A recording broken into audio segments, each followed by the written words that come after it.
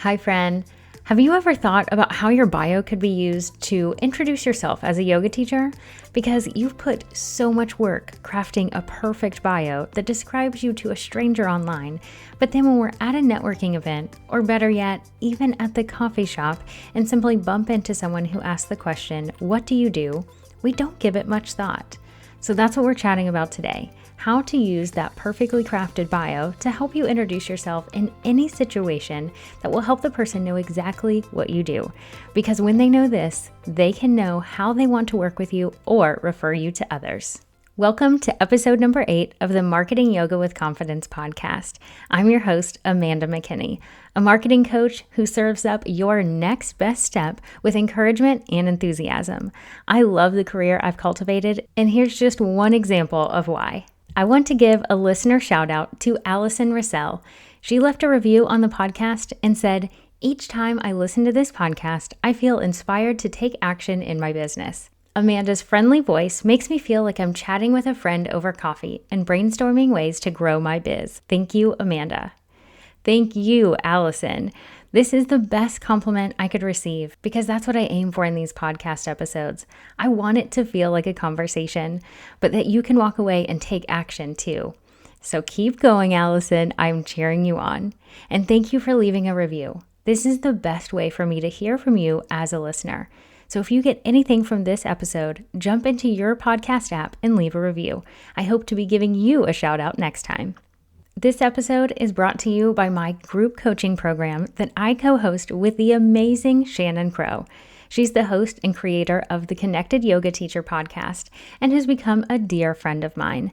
A few times a year, we open up a very special group coaching offer to only 6 yoga teachers. And now it's that time. We have only a few spots open for our fall coaching that starts in October that will be focused on yoga teachers who are looking to increase their private bookings. You can find the link in the show notes for this episode at marketingyogawithconfidence.com/podcast and then navigating to this episode, which is number 8. You can also find information and book your spot in our group coaching program on Shannon's website, theconnectedyogateacher.com/community. I hope to see your name pop in there soon and start that group coaching program in October. But back to the topic for today, using your bio to help you introduce yourself as a yoga teacher. I'm so excited you're here today, so let's jump right in. First and foremost, I just want to call attention to the fact that when I say marketing, most people assume I'm talking about social media. But that's not the whole story. There's so much more to marketing than just social media. But you're not alone if that's what you think about. But I want you to remember that the number one referral source for most yoga teachers, whether it's calling someone into your class or with a private booking or for your workshops, is word of mouth. But for some reason, we seem to think about social media first. And I want you to think about your business. Think about your classes or your clients and workshops. And think about how they gravitated to your class specifically. It's probably word of mouth. And I want you to take note of this. And if it wasn't word of mouth, then I definitely want you to take note of that too. But I want you to really think about that.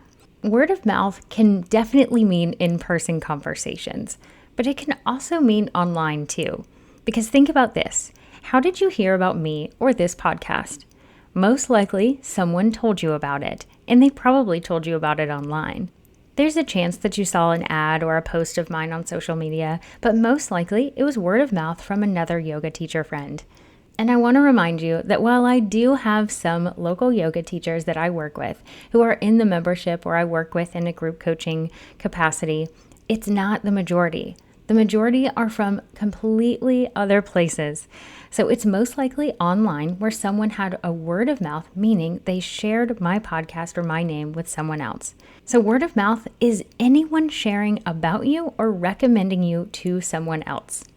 So now that I've talked about word of mouth and how important it is, I want to talk to you about how you can use that in conversations with other people. Whether you're bumping into them in a coffee shop or you're at a formal networking event, who knows? But all of these conversations come in handy. And in the past 3 episodes this month, I've been sharing about crafting bios, and last week was all about the About page on your website. So make sure to go back and look at episodes 5, 6, and 7 of this podcast so you can catch up if you haven't listened to those. But let's say you're in that coffee shop and you bump into someone and they ask you, "What do you do?" Oh, that question, what do you do? That's the one where you really have to think about what you're going to say. But most of the time, we don't give it very much thought at all. We typically say, "I'm a yoga teacher." But what I want you to do is to take all that work that you have done so much work on the crafting those bios for social media, for your about page, for the yoga studios, and use that information to actually say what you do so that you can be more clear. Because saying you're a yoga teacher is great, but it's just the tip of the iceberg. Because as I know from you, you do so much more. You're impacting lives in a very specific way. You've probably heard the term before about an elevator pitch. An elevator pitch is basically how you would describe yourself to someone if you were stuck in a short elevator ride. So remember back to that episode where I said you have 7 seconds online to get someone's attention in your social media bio? Well, the great news is that in person, you do have more than 7 seconds, but it's still short. The average attention span for an adult is 10 minutes. But when you think about that, that's really more of a conversation. So you might have 10 minutes of conversation, but it really hinges on that first minute or two when you're introducing yourself. Because if you can get their attention there, they'll likely ask more questions and keep the conversation going. But if you don't hook them right away, so you have more than 7 seconds, but more like a minute, if you don't hook them right away, they won't ask the questions to keep the conversation going. So one secret piece of advice that I have with this is to actually make them curious. So remember, confused is not good, but curious is. Curious allows them to ask questions and keep that conversation going. I have a few examples of this, but I just want you to keep that in mind as you're working through the step-by-step process that I'm about to go through with you.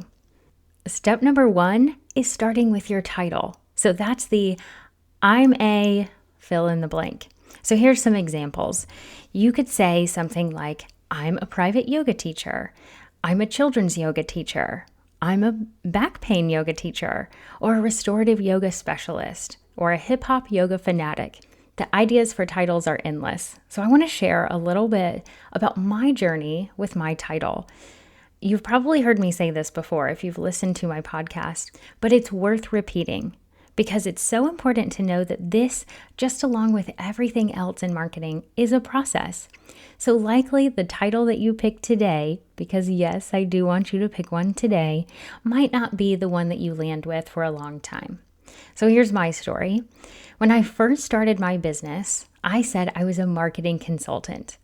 But here's the deal. When I used to say marketing consultant, people's eyes would totally glaze over. And I watched it happen time and time again. And so one day I said it, and I was with my biz bestie, Jessica, and I turned to her and said, "I never want to say I'm a marketing consultant again," because I watched someone's eyes glaze over and they had no interest in talking to me anymore. So from then on, I decided, okay, I'm not saying that anymore. I'm going to say I'm a marketing strategist. So that's pretty boring too. And I watched people's eyes glaze over, although it was a little less, because I think people were curious enough with the idea of strategy more so than consulting. So I got a little bit better, but I only got better because I got sick of saying consultant. So then I gave it some more thought and I realized what I'm actually doing with my clients is coaching them. So then I said I was a marketing coach. And immediately I knew that was the right word for me. That was the right title. And it actually made people a little curious. So at that point, I was just saying marketing coach. I didn't say who I was working with. It just was me saying coach. But I knew that that felt right. But again, I want to remind you that this took time. And then the final iteration that I have of my title, which I love so very much, and it's my current title that I use today, is that I'm a marketing coach for yoga teachers. So you know in that what I do and who I work with. So we're going to get there for you, but step 1 is really identifying what your title is. And if right now your title is yoga teacher, that's okay. But I do want you to dig just a little bit more once you declare your niche and say what type of yoga teacher you actually are, because it really does make a difference. And step number 2 is when you get to take your title up just a notch and add a little more personality. So here's some examples. I'm a hip hop yoga fanatic that never wanted to stop dancing in yoga class, so I became a yoga teacher so I could create my own style. Or I'm a restorative yoga specialist that enjoys nothing more than helping clients relax and recharge. See how that just infuses just a little bit of personality, but also some detail as well. And this is the stuff you already have in your bio. So go back and look at those social media bios. Look at your about page. Look at your yoga studio bios that you've been working on. You already have this information. You're not reinventing the wheel here. I just want you to go back and look at it so that then it's in your mind. So the next time you're asked in person, what do you do? Your answer isn't just, I'm a yoga teacher. Step number 3 is sharing who you work with. Or what situation. So remember, I talk about niching down a lot. And if you haven't niched down, I want to encourage you to download my free guide on this. It helps you just get a little more clear on that passion and encourages you to start declaring that niche as soon as you can. But here's where I want you to think about. You want to infuse, like I say, I'm a marketing coach for yoga teachers. You want to infuse who you're working with or what situation you address. So here's some examples. I'm the back pain yoga teacher. I know what it's like to suffer from persistent pain in my back and how it felt to have relief through yoga. So I became a yoga teacher so I could specialize in this area, and now I work with people just like me who experience back pain. So you see, the title is the back pain yoga teacher. And I think that's so powerful. Not a yoga teacher for back pain, but the back pain yoga teacher. There is confidence in that statement. So when you say that, the person that you're talking to knows exactly what you're working with, meaning that situation of back pain. But you're also talking about people who experience the back pain, because someone without back pain isn't your dream student. So you don't need to call them into your class or workshop or private sessions. This is what niching down really allows you to do, is to get really specific on who your dream student is so you can gain more of them. And the final step, step number 4, is to seize the opportunity when it arises. And notice that I said when it arises, not if, because that's not the case. It's not if, it's when. It's going to happen today and tomorrow and the next day and the next day. So when those opportunities come up, I want you to seize those opportunities, because once you declare your passion and your niche, people will start to refer you or book with you. It will be like when people want to set you up on a date. You know, if you've just gone through a breakup and people automatically want to set you up on a date, they just can't help themselves to mention you to other people. This is exactly what will happen once you declare your niche and say exactly who you're working with or what situation you work with. Trust me, I hear stories all the time about this same thing happening. And when this happens, I don't want you to let the opportunity slip by. I want you to confidently be able to introduce yourself, no matter what the situation, and know exactly what you would say. I don't want you to leave this up to chance. It doesn't have to be rehearsed or scripted, but by saying it more often, you will get really clear on the words you want to use. Remember back to my example of marketing consultant to marketing strategist to marketing coach, and now it's really clear and very succinct that I'm a marketing coach for yoga teachers. You might get it boiled down to a really short phrase just like that, but you might have a little bit more length to it too.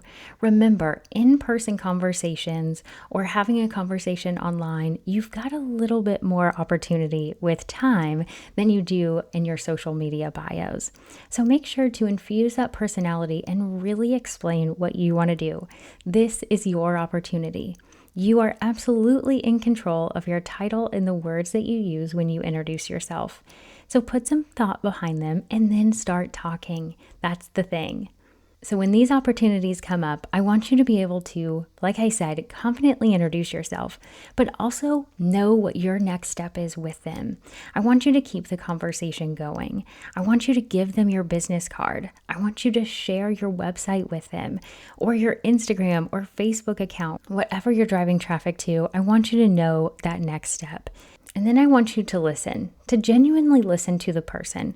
So let's say you introduce yourself as a restorative yoga teacher, and the person says immediately, because this happens so often, the person says, "Oh, my friend Katie is a mom of 4 and could really use a restorative yoga session." So I want you to then listen and ask questions in that conversation where the friend is talking about Katie and how she would love a restorative yoga session. Maybe you ask when Katie's birthday is. If it's close, then maybe that person would want to give a gift of a private yoga session for her. Or maybe it's close to Mother's Day or Christmas.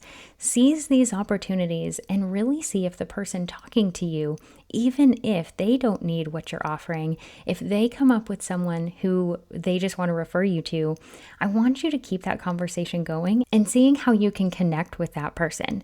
So maybe it's a gift, maybe they connect them with you through your business card or website, whatever it is, I want you to keep the conversation going, keep it light, easy, and trust me, it will get so much easier if you just start doing this today. But don't assume that they don't want to know. If they're standing there and very curious about what you do, keep talking to them if you have the time. Because so often we fall into this trap of feeling like we're, bothering someone or, taking up their time. But so often we're not. They're curious and they want to know. Remember that you would be doing your dream students a disservice if you don't share your offering. And this includes word of mouth in person or online. Seize these opportunities, and trust me, you will be surprised at how wonderful it actually is. So your next best step is to look at your About page on your website or your social media bios and say, yes, actually talk out loud how you would introduce yourself. Then find someone to introduce yourself to today. The person at the grocery store, a new student in class, a networking event. I don't care. Just find someone. Because the more you say your elevator pitch, the better it will get. Watch people's reaction and take note of their questions and comments. But know that this is a process, and you will end up with something completely different than what you're starting with today. But trust the process and get started today. Because trust me, you'll wish you had if you don't. Thank you so much for listening to this episode today. I would love to hear your comments about what you think about introducing yourself as a yoga teacher.